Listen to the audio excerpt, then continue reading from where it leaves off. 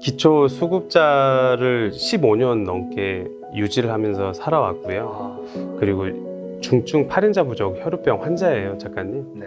그 사진은 멀쩡한 거잖아. 나 혈우병이라는 거에 갇혀 있었던 거예요. 그래, 나도 할 수 있겠구나. 그러면서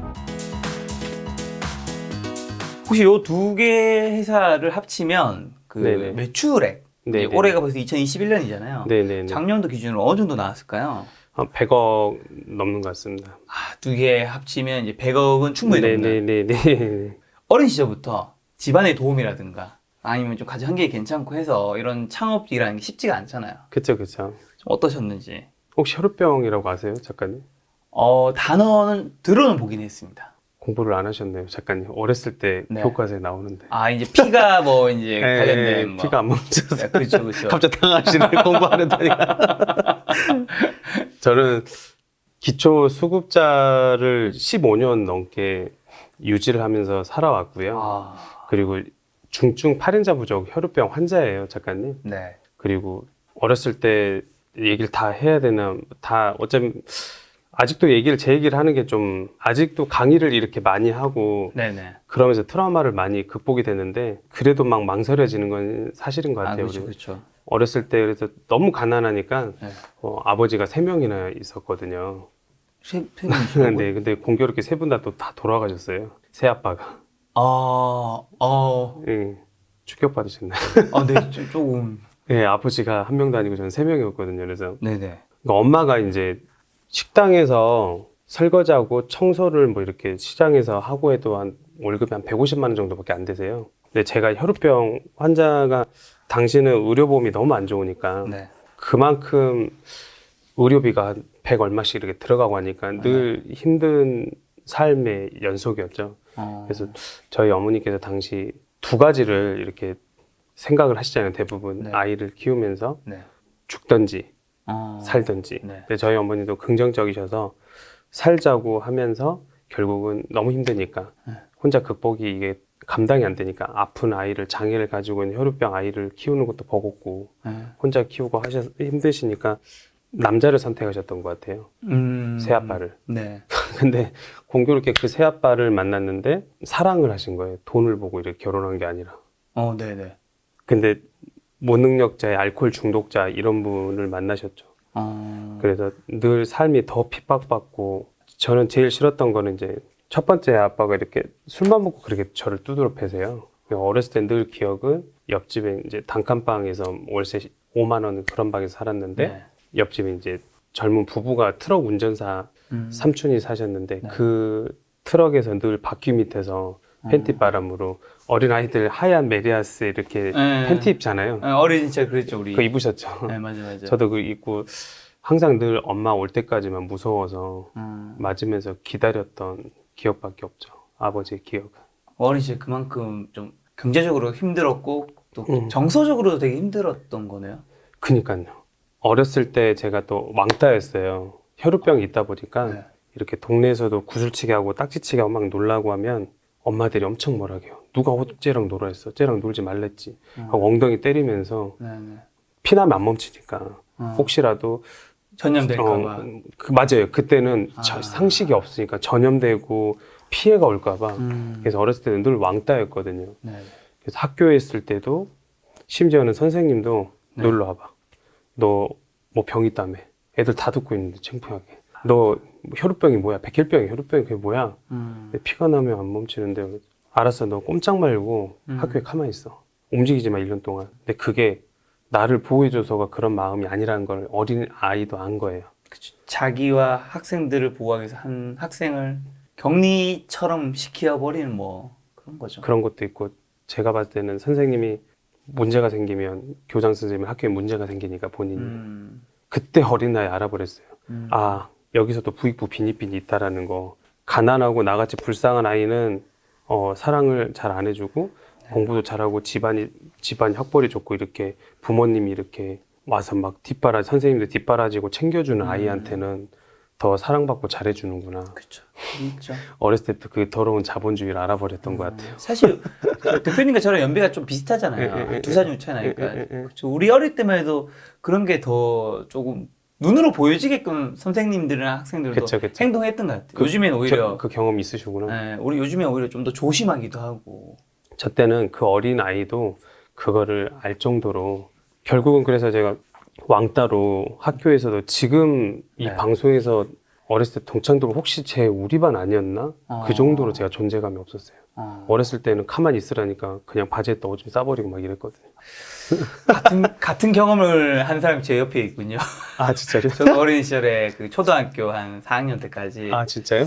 굉장히 소심해서 네. 그 바지에다가 이제 소변 및 다른 것들을 대박. 한 적이 있어요. 왜냐면 저는 그때 뭐였냐면 이런 거에서 우리가 공감대를 느끼면 안 되는데 진짜 저는 웃긴데요? 뭐였냐면 네. 저는 이제 지금은 그래도 옛날보다 나은 건데 네. 옛날에 진짜 제가 진짜 그 웃기네. 키도 작고 그 다음에 몸도 작고 거기다가 얼굴이 약간 좀 더 까맸어요. 그래서 지금처럼 더 꾸미지도 않고 하다 보니까 별명이 깜둥이고 막 깜둥이, 깜시 뭐 뭐. 필리핀, 깜디, 뭐 아프리카, 소말리아 이런 별명을 너무 많이 듣는 거예요. 근데 이 별명을 위축되구나, 위축돼. 너무 많이 드니까 사람이 계속 위축되고 그래, 위축되고 수업 시간에 사실 그 이해 못하신 분들은 화장실 가고 싶다고 말하면 되잖아. 그래 말하면 돼. 맞아요. 손을 못 드는데 맞아. 그런 거잖아요. 말을 못 하겠는 거잖아요. 맞아, 내가 화장실 가고 싶다고 이 말을 못 하게 약간 좀 물론 저희 성격이 소심한 것도 있었지만 세상 사람들이 저를 자꾸 놀리고 하니까 제가 위축되더라고요. 근데 저보다 맞아, 훨씬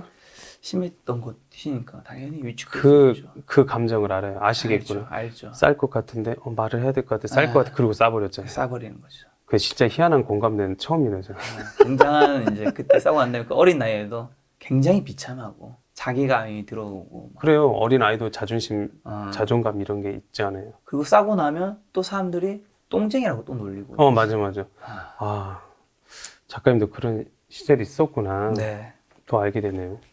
네. 그래서 다시 좀 얘기를 돌아와서 그러면 혈우병이 정확하게 뭔가요? 혈우병은 네.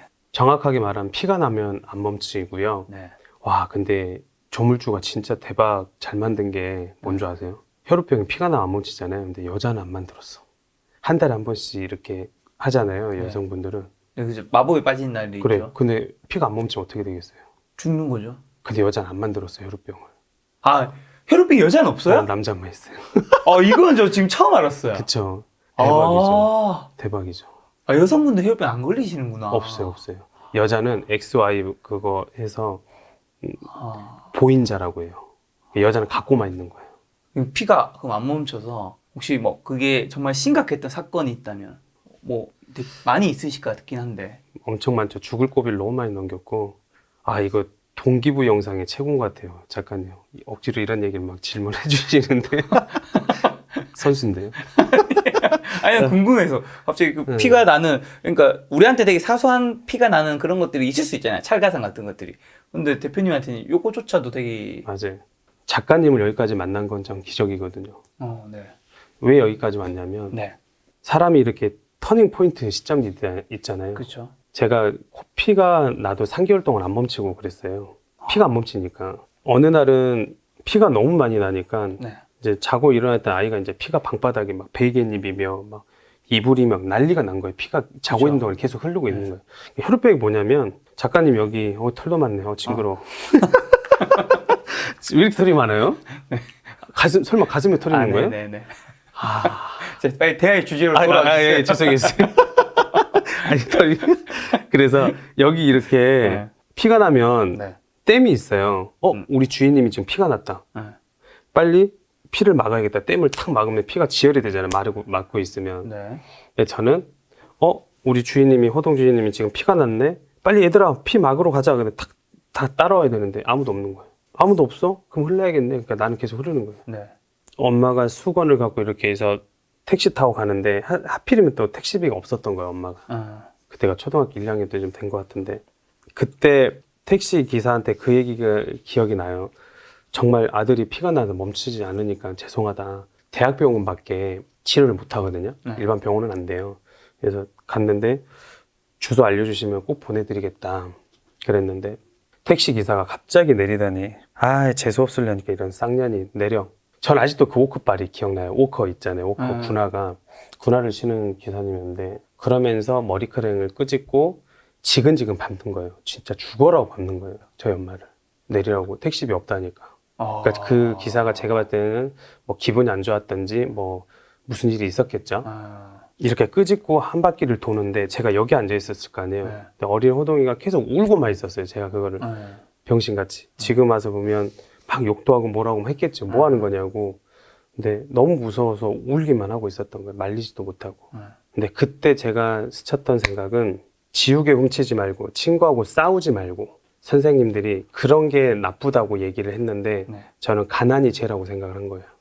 가난은 죄구나. 네. 엄마를 저렇게 두드러 패고 엄마가 힘들게 살고 뭐 장애도 있는 이 모든 게 다 가난이 죄라고 악이라고 생각을 했던 거예요. 그래서 그때부터 갑자기 숙연해지시네요. 네. 이 이야기 어떻게 웃어요? 갑자기 숙연해지네. 아니 우셔도 돼요. 근데 그 터닝 포인트 때문에 가난이 대물림 되기 싫다. 그러면서 네. 인생을 제가 이제 그러니까 아이가 이제 이렇게 철이 들어버리니까 어떤 일이 생기냐면 어린 아이가 아파도 말을 안 해요. 병원비 들어가니까. 네. 그래서 침대에 막 뭐 이런데 막 일주일 동안 열흘 동안 움직이지도 않고 그냥 누워만 있는 거 아프니까. 나는 학교에 안 나와도 되거든요. 관심이 없어요. 아무도 나한테. 원래 아픈 아이니까. 그래서 학교를 맨날 반에서 꼴등이었어요. 왜냐하면 수업을 못 하라니까. 네. 1년에 뭐 3개월이나 4개월밖에 학교를 못 갔거든요. 네. 그래서 그때 그 터닝 포인트로 결국은 이런 자리까지, 영광스러운 자리까지 올 수 있었던 계기가 된 것 같아요. 그럼 지금 혈우병은 다 나은 건가요? 혈우병은 불치병이에요. 그래서 지금 작가님 보려고 네. 여기도 여기 주사 짜고 있죠. 이것도 제가 6대씩 직접 맞아요. 여기 다 혈관도 제가 따요. 이렇게 따갖고 맞아요. 네네. 이런데 다 지금 제가 이거 다 맞고 있잖아요. 네. 주사를. 며칠에 한 번씩 맞아야 돼요? 이틀에 한 번씩, 3일에 한 번씩. 그걸 계속. 맞으면 어떻게 되는 건데? 정상인처럼 이제 가깝게 되는 거죠. 근데 혈우병이 제일 짜증나는 게 뭐냐면 겉으로만 조심하면 되는 게 아니라 안에서 출혈이 돼요. 뇌출혈, 네네. 장출혈. 네. 어렸을 때는 똥 싸다가도 피가 나고 오줌 싸다가도 뭐 오줌에서 피가 나오고 콩팥에도 터지니까 네. 콩팥에서 오줌을 싸는데 피가 안 멈춰갖고 나는 오줌이 진짜 어린 나이에 계속 오줌 피가 나면 안 멈춘다라는 인식이 있으니까 이거 오줌 싸면 나 안 멈추면 어쩌지 하고 오줌 싸면서 엄청 울었던 기억도 있어요. 되게 신기하게 보시네요. 이게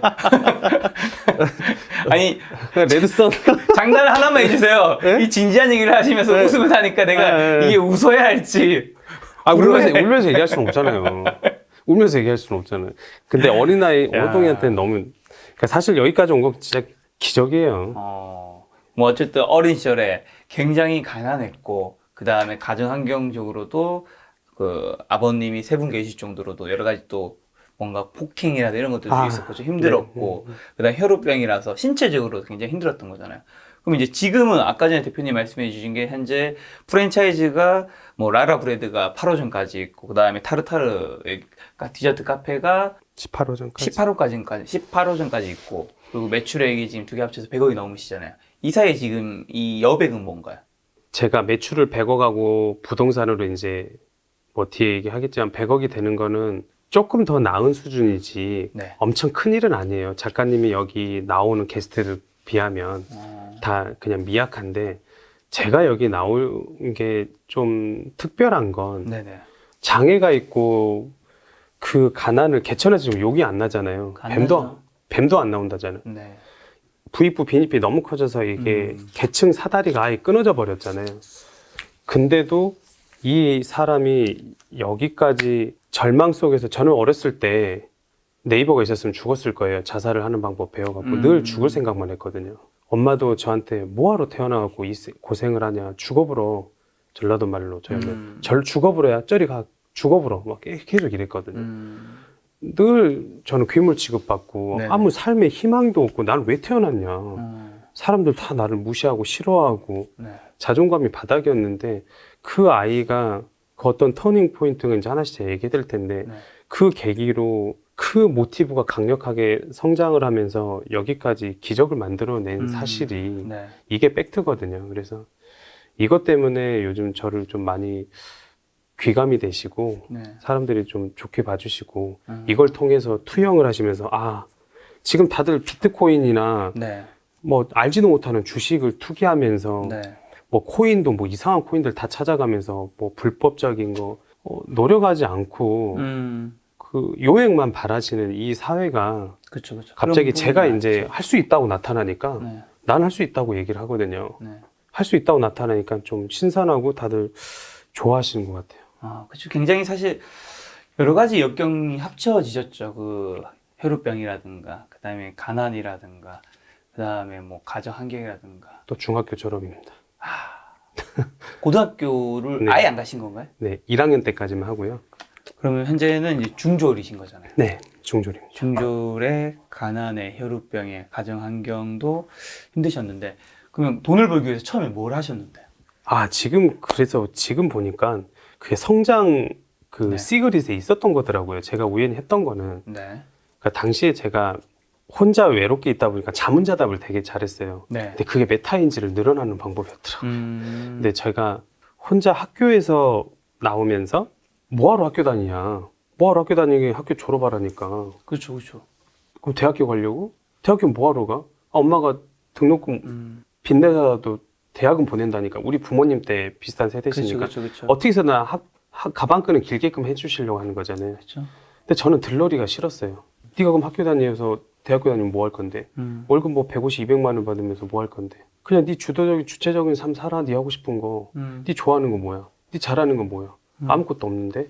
찾아 임마. 그래서 나도 모르게 따라갔는데 정말 운이 좋았던 건 그러니까 저는 그런 것도 짜증나요. 지금 성공하는 사람들은 유유상종이라고 네. 이들은 내가 가수가 되고 싶고 그러면 주위 한 달이 건너서 박진영 씨나 양현석 씨를 뭐 만나게 할 수 있잖아요. 네네. 뭐 비를 만난다든지. 네. 근데 가난한 사람은 상대적으로 그런 없잖아요. 만날 그렇죠. 기회가 없어요. 그게 없죠. 작가님도 여기까지 오신다 엄청 고생하셨잖아요. 네네. 근데 훌륭한 작가님이라든지 책 쓰는 노하우를 더 먼저 알았으면 더 빨리 오셨을 거 아니에요. 그렇죠. 그건 확실하죠. 그럼요. 저도 어린아이인데 주위에 그런 걸 물어볼 사람이 아무도 없는 거예요. 그때 정말 운이 좋았던 거는 네. 중고 책방을 들어갔는데 네. 그때 제가 헬렌 켈러라는 책을 음. 처음으로 사람들이 활자를 볼 줄 안다 책을 읽는 수는 없잖아요. 네네. 활자를 보는 거하고 책을 보는 건 다르잖아요. 네. 그러니까 책을 독서량이 우리나라 OECD에서 거의 하위잖아요. 그렇죠. 저도 마찬가지. 활자를 제가 읽을 줄 안다고 해서 책을 못 봤는데 절박한 마음으로 그냥 짚고 일어났던 게 책이었던 것 같아요. 그때 헬렌이 네. 얘기해줘요. 어떤 얘기를 무슨 해주냐면 얘기인가요? 야 임마 세상에서 네. 맹인보다 더 불쌍한 게 뭔 줄 알아? 그거는 네. 너는 시력은 있는데 비전이 없는 거 네가 그게 제일 불쌍한 거야. 사는 대로 네. 생각하지 마. 이 얘기 해주더라고요. 제가 한 대 언제 얻어맞은 거죠. 그래. 나는 늘 자격지심 있고 열등감이 있고 가난하다고 부모 탓하고 이 세상 원망탄만 했는데 이게 뭔 지랄이야. 나는 헬렌처럼 귀가 들리지도 않는 거고 눈을 볼 수 있는 거잖아. 그 사진은 멀쩡한 거잖아. 나 혈우병이라는 거에 갇혀 있었던 거예요. 제가 병신처럼. 그러면서 그래 나도 할 수 있겠구나. 그러면서 제 터닝 포인트가 중요한 질문하셨는데 네. 그러면서 제가 책을 한 2,000권 넘게 보면서 거기서 제가 학교에서 돈 버는 방법을 가르쳐 주지 않고 성장하는 방법을 가르쳐 주지 않거든요. 학교는 그냥 공동체, 질서, 그렇죠. 그냥 공공의 그런 걸 얘기해 주는 거지. 그렇죠. 사회의 뭔가 그 사회나 기업의 어떤 구성원으로서 그래, 구성원. 살아갈 수 있는. 그죠? 네. 온오브댐으로 그냥 이들 중에 다 하나 특출나도 안 돼. 그렇죠. 그냥 평타해야 돼, 너네들은. 그런 공동체에서 결국은 저는 온이 될 수 있는 거를 네. 책에서 찾은 거예요. 책에서. 2,000권. 네. 그러니까는, 저는 지금 작가님 만나도 자신 있고 당당한 거는 제 밑에, 제 뒤에 스티브 잡스, 빌 게이츠, 뭐 이건희 회장님, 뭐 조지 소로스, 짐 로저스, 워렌 버피, 앙드레 코스톨라니 이런 사람들이 저는 다 있어서 너무 든든하고 그 책들 다 보셨으니까. 다 봤어요. 그래서 저는 재무제표랑 현금으로 대차도제표 다 알아요. 갑자기 빵 터지셨어요. 이야기하다. 이분은 약간 네. 그 인생을 이야기할 때 에세이를 얘기하다가 갑자기 경제경영을 얘기하셨다가 다시 에세이로 갔다가 소설로 가셨다가 이런 식의 스피치를 하시는구나. 저도 제가 말해도 너무 웃기네요. 아무튼 그래서 책을 네. 보면서 제 인생에 완전 터닝 포인트가 그때 제가 정주영 회장님이라든지 네. 그래서 저 알았어요. 왜 어렸을 때 집에 가면 책꽂이에 위인이 있고 이순신 장군이라든지 왜 이런 그 위대한 업체들을 나왔던 게 천재들의 생각법, 그들의 고난과 역경을 이겨내라고, 네. 교훈을 알으라고 있었던 걸 그때 알았어요. 그럼 그 2,000권은 언제부터 언제까지 받는 게 한 2,000권 정도 될까요? 뭐 굳이 뭐 수량으로 얘기하면 한 제가 18살, 19살 때부터 계속 봤으니까 거의 30살까지는 네. 계속 꾸준히 봤던 것 같아요. 3년 동안 한 2,000권의 책을 보시면서 이제 와서 보니까 네. 제가 30대 때까지 성장을 하고 성공을 하는 이야기, 비즈니스 모델이 뭐고 아이템이 뭐고 이런 얘기를 했는데 결국 지금 와서 보니까 성찰이 제일 중요했던 거예요. 그러니까 징기스칸이 결국 유럽을 제패하고 그 조그만 거인이 결국 말 타고 오면서 했던 거는 엄청 위대한 말을 한 게 아니라 적은 밖에 있는 게 아니라 비로소 내 안에 있었다거든요. 제가 그때 당시에 책을 보고 인생의 터닝 포인트는 제 안에 이 쓰레기 같은 마인드, 이 프레임 안에 갇혀서 헤어나지 못하고 있었던 거를 책을 투영을 통해서 네. 나도 할 수 있다라는 자신감을 얻었어요. 장담컨대 정말 책을 많이 보면 성찰을 하고 성장을 하고 성공은 반드시 저는 할 수 있을 거라고 저는 믿어요. 1000권만이라도 제발 봐보세요. 근데 제가 왜 책을 많이 독서 모임도 해보고 막 이렇게 책을 이렇게 작가님처럼 저도 막 일독을 권하고 막 이렇게 하는데도 왜 사람들이 책을 보면 성공을 못하냐면 네. 일단은 부정적인 게 너무 내 안에 커요. 제 생각에는. 네네. 이거 되겠어? 이거 미화한 거잖아. 네네. 이거 만든 거잖아. 이거 내가 한다고 되겠어? 그리고 나쁘게 생각하고 내 차는 어차피 리셋이 아무것도 없는 바닥이었기 때문에 그리고 제가 겸손한 척한 게 아니라 진짜 제가 배운 게 없고 열등감이 반에서 꼴등이었다 했잖아요. 네. 진짜 가진 게 없고 열등감이 있었기 때문에 하라는 대로 전 다 했어요. 네. 제 노하우를 묻는다면 책을 통해서. 근데 대부분 책을 통해서 하라 해도 안 해. 안 하죠. 작가님 너무 아시잖아요. 책과 현실은 좀 다르다고 생각하겠죠. 그니까 그거야. 네. 소름 돋는데 네. 아이 천재들의 생각법을 제가 고전을 소름 돋는 거 보이시죠? 고전들을 제가 왜 있는 게 인문학적인 게 왜 중요한 게 너무 제가 느끼는 거예요. 네. 천재들의 생각법 그 사람들의 제가 너무 충격적인 게 마케팅 회사를 왜 한 줄 아세요? 작가님? 왜냐하면 그때 그 공잡 몇천 년 전에 그 할아버지가 앞으로 큰 것이 작은 것을 먹을 것이 아니라 빠른 것이 느린 것을 먹을 거다 했어요. 그러면서 제가 다윗도 결국 골리앗을 이길 수 있겠구나. 네. 작가님 보세요. 지금 작가님도 빠르게 움직이셨기 때문에 생각해 보세요. 여기까지 지금 오신 거예요. 그쵸, 유튜브. 아니면 책만 쓰셨다면 작가님 유튜브 안 하고 이렇게 되진 않았겠죠. 커봐요. 네네. 공자는 그거를 알고 있었던 거예요. 이미 성견지명이 있었던 거예요. 그래서 그때 제가 인터넷 마케팅을 저도 결국 마케팅 회사를 한 거였거든요. 그래서 저는 책에 미친놈이에요. 애찬론자예요. 저 여기 허벅지에 흉터도 있거든요. 네. 저는 간절한 마음으로 책을 봤어요, 작가님. 이 책을 그러니까 책을 보면 읽던 줄 또 읽게 되고 잠 오고 이러잖아요. 그렇죠. 그게 집중력이 떨어져서 그런 거잖아요. 네. 나는 이 책을 안 보면 난 죽는다. 네. 갖고 포크를 하도 찔러갖고 흉터가 있어요. 수업 시간에 뭐 지금 졸리는 거 깨려고 한 것도 아니고 혼자 그냥 책 보는데. 네, 그러니까 저는 안 거예요. 책을 좀 한 100권, 200권 넘어가니까 이거 대박이다. 이 책을 보면 내 인생이 바뀌겠구나. 네. 이건 엄청난 최고의 구루다. 네. 그러면서 저는 책을 보고 인생이 완전 바뀌었어요. 근데 진짜 놀랬던 거는 책을 보면 인생이 바뀐다니까 진짜 책만 보더라고요. 진짜 작가님. 그거 아시죠? 아니요. 책을 보고요. 실행을 해야 된다고요. Think small, act fast. 짧게 생각하고 빠르게 실행하라고요. 지금 이것도 제가 생각해서 한 말이 아니잖아요. 네네. 그러니까 책을 보면 제가 옛날에 충격적이었거든요. 책을 이렇게 덮으면 생각이 하나도 안 나요. 네. 작가님 같은 위대한 사람들한테 물어보죠. 아니 책을 덮는데 생각이 하나도 안 나요. 어떻게 해요 작가님? 저 책을 보면 안 되는 거죠? 웃으시더라고 다들.